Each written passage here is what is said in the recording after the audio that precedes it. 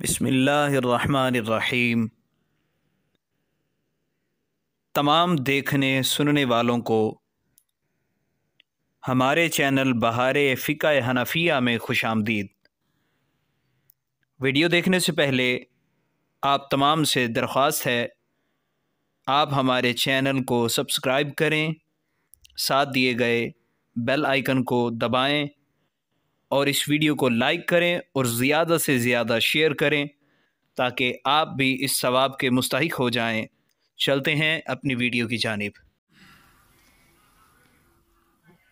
حقیقت یہ ہے کہ نماز میں دل خیالات فاسدہ کی وجہ سے صحیح معنوں میں نماز کی طرف متوجہ نہیں ہوتا، لہذا وہ خیالات جو نماز میں متوجہ ہونے میں رکاوٹ بنے ان سے بچنا چاہیے، بہت ضروری ہے۔ اور ایسے خیالات فاسدہ سے بچنے کے کئی طریقے امام غزالی رحمۃ اللہ علیہ نے مکاشفۃ القلوب کے اندر بیان فرمائے۔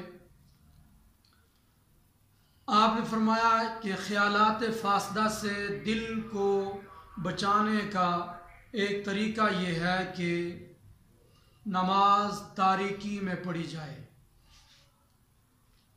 یا پھر ایسی جگہ نماز پڑھی جائے جہاں مکمل خاموشی ہو اور نیچے رنگین فرش نہ ہو، اور نمازی نقش و نگار والے کپڑے نہ پہنے، کیونکہ ایسی چیزوں پر جب نمازی کی نظر پڑتی ہے تو دل ان نقوش کی طرف متوجہ ہو جاتا ہے۔